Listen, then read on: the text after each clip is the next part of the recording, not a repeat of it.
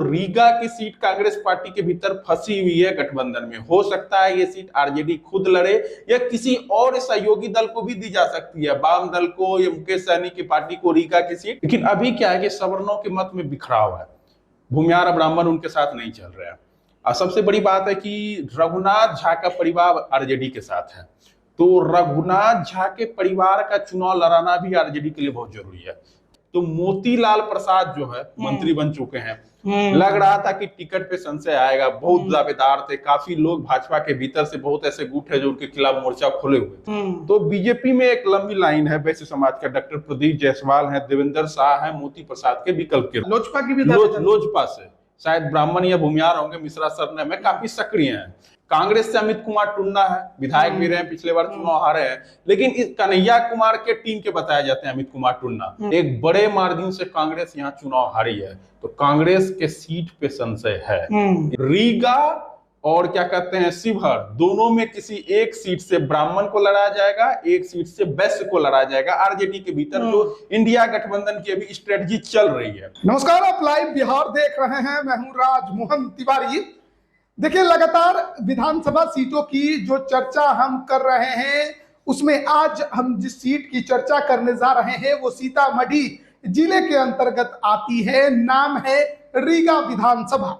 यहाँ के जो विधायक हैं उनका नाम मोतीलाल प्रसाद है, और बड़ी बात यह है कि वो बिहार सरकार में अभी मंत्री है, यानी कि आप इस सीट को हॉट सीटों की श्रेणी में भी रख सकते हैं। वैश्य समाज से आते हैं, तो 2025 के इस बार होने वाले चुनाव को लेकर हम इस सीट के पूरे गणित को, समीकरण को समझने की कोशिश करेंगे, पहलवानों के बारे में जानने की कोशिश करेंगे। हमारे साथ राजनीतिक विश्लेषक राय प्रतीक मौजूद हैं।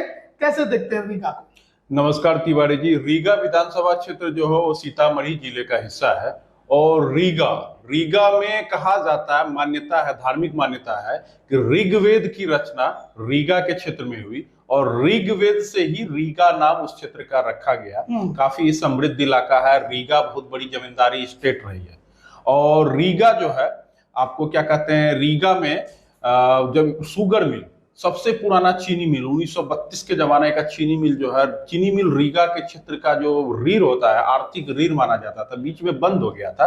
पुनः जो सीतामढ़ी के सांसद है देवेश चंद्र ठाकुर, जबकि रीगा उनके संसदीय क्षेत्र से बाहर का हिस्सा, लेकिन जिला का, सीतामढ़ी जिला का क्षेत्र है, तो देवेश चंद्र ठाकुर जी ने इस रीगा विधानसभा क्षेत्र में का जो चीनी मिल था उसको चालू करवाया अभी हाल के दिनों में। और रीगा जमींदारों का क्षेत्र रहा है। रीगा और आपका पास का जो बथनाहा प्रखंड, जैसे भारत सरकार के अभी से बार काउंसिल के अध्यक्ष सुप्रीम कोर्ट में डॉक्टर विकास सिंह, मझोलिया स्टेट, रीगा स्टेट, ये सब भूमिहारों की जमींदारी रही है।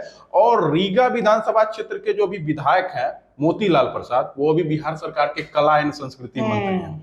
तो मोतीलाल प्रसाद जब दावेदारों की पे आएंगे तो फिर रीगा में कौन कौन दावेदार है, ऐसा नहीं है कि मोतीलाल प्रसाद है, उसकी चर्चा करेंगे। देखिए, चुनाव से ठीक पहले वो मंत्री बने, और उनकी दावेदारी भी बहुत मजबूत हो गई है। पहले लग रहा था कि उनके दावेदारी पे, उनके टिकट पे संशय है। तो यहाँ का राजनीतिक इतिहास की बात करें तो रीगा क्षेत्र ही 2008 के परिसीमन के बाद जो है वो एक नया विधानसभा क्षेत्र बना। पहले मेजरगंज विधानसभा क्षेत्र वगैरह होता था, वो रिजर्व होता था। तो रीगा विधानसभा क्षेत्र में 3 प्रखंड आते हैं, रीगा, बरगनिया और सुप्पी। तो 2010 में मोतीलाल प्रसाद बीजेपी के टिकट पे चुनाव जीते। 2015 में Amit Kumar Tunna Rajput, Indian national Congress INC के टिकट पे, वो महागठबंधन का लहर चल रहा था 2015 में, और कांग्रेस को उस समय भी ये सीट मिल गई। तो पैरकारी अमित कुमार टुन्ना की मजबूत है। तो अमित कुमार टुन्ना जो है 2015 में चुनाव जीते वहां से। 2020 में मोतीलाल प्रसाद तकरीबन 38,000 वोट से चुनाव जीतने में कामयाब। एक बड़े मार्जिन से कांग्रेस यहाँ चुनाव हारी है, तो कांग्रेस के सीट पे संशय है। इस चीज को देखने वाली बात है, क्योंकि बीजेपी को 95,226 मत मिला था और कांग्रेस को महज 62,731 वोट मिला। एक लंबा अंतराल है जीत हार का।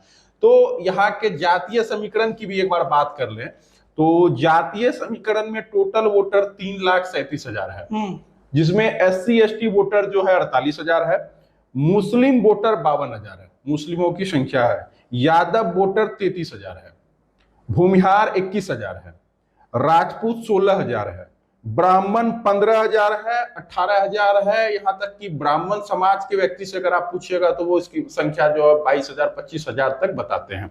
लेकिन हमारे पास जो आधिकारिक आंकड़ा है 15,000 का है, ज्यादा भी हो सकते हैं। वैश्य समाज का वोटर 50,000 सर्वाधिक वोटर है। वैश्य समाज की एक बड़ी आबादी है, बड़ा चंक भी है। है। हाँ, कोयरी कुर्मी धानुक भी 40,000 है। वैश्य के बाद बड़ा चंक कोयरी कुर्मी धानुक का है। मल्लाह 15,000 है और अदर्स वोटर जो ईबीसी ओबीसी है वो भी 45,000 के आसपास है। तो कह सकते हैं कि यहाँ पे वैश्य 55 वोटर भी काफी बड़ी संख्या में है। सवर्णों का यहाँ जमींदारी प्रभाव है, चाहे ब्राह्मण हो, भूमिहार हो, राजपूत हो, तीनों बिरादरी की संख्या है 20,000 22,000 15,000। तीनों बिरादरी की संख्या 20,000 के आसपास है। भूमिहार 20,000 21,000 कहते हैं, ब्राह्मण भी खुद को इतना ही बताते हैं, राजपूत भी खुद को इतना ही बताते हैं। हो सकता है 2-4 हजार किसी जाति का अप डाउन हो। तो कुल मिला के सवर्णों की ये सीट जो है, सवर्ण चुनाव लड़ते रह रहे हैं, चूंकि यहाँ पे उनका जमींदारी प्रभाव है, संख्या है, ठसक है, पैसे वाले हैं। लेकिन इस सीट पे पिछड़ों और अति पिछड़ों की बड़ी संख्या है। तो अगर दावेदारों की बात करें तो मोतीलाल प्रसाद जो है मंत्री बन चुके हैं। लग रहा था कि टिकट पे संशय आएगा, बहुत दावेदार थे, काफी लोग भाजपा के भीतर से बहुत ऐसे गुट है जो उनके खिलाफ मोर्चा खोले हुए थे। तो अब लगता है कि मोतीलाल प्रसाद ही पुनः भाजपा से चुनाव लड़ेंगे। लेकिन अन्य दावेदारों में एक देवेंद्र शाह है, बीजेपी से ये पूर्व जिला परिषद के उपाध्यक्ष रहे हैं और काफी ज्यादा सक्रिय हैं और वैश्य समाज से ही हैं ये। और एक है डॉक्टर प्रदीप जायसवाल। ये बरगनिया क्षेत्र के प्रख्यात चिकित्सक, शिशु रोग विशेषज्ञ हैं, डॉक्टर हैं और बीजेपी ज्वाइन किए हैं। तो बीजेपी में एक लंबी लाइन है वैश्य समाज का। डॉक्टर प्रदीप जायसवाल हैं, देवेंद्र शाह हैं, मोती प्रसाद के विकल्प के रूप में। लेकिन मतलब वैश्य ही ज्यादा है, वैश्य समाज और पिछड़े समाज का ही ये सीट है। और यहाँ पे एलजेपी से शशांक बलवंत मिश्रा है। अच्छा, लोजपा की भी लोजपा से शायद ब्राह्मण या भूमिहार होंगे, मिश्रा सरने में काफी सक्रिय हैं। और यहाँ पे क्या कहते हैं, ये आपका आरजेडी से, कांग्रेस से अमित कुमार टुन्ना है, विधायक भी रहे, पिछले बार चुनाव हारे हैं। लेकिन इस कन्हैया कुमार के टीम के बताए जाते हैं अमित कुमार टुन्ना। कन्हैया कुमार के रैली में उनकी सक्रियता देखी जाती है। और हाल फिलहाल में जो अखिलेश प्रसाद सिंह वगैरह से उनके किसी आदमी से मारपीट की चर्चा भी है, हाँ, तो जिसमें राहुल गांधी आए हुए थे सदाकत आश्रम में, तो मारपीट का चर्चा हुआ था। क्योंकि उनको थोड़ा सा डर है ना, क्योंकि यहाँ पे आरजेडी इस बार इस सीट को खुद लड़ना चाहती है, किसी वैश्य या अति पिछड़े समाज से वो क्या कहते हैं प्रत्याशी देना चाहता है। वो यादव भी हो सकता है, सीतामढ़ी जिला परिषद की अध्यक्ष जो है उनकी भी चर्चा है।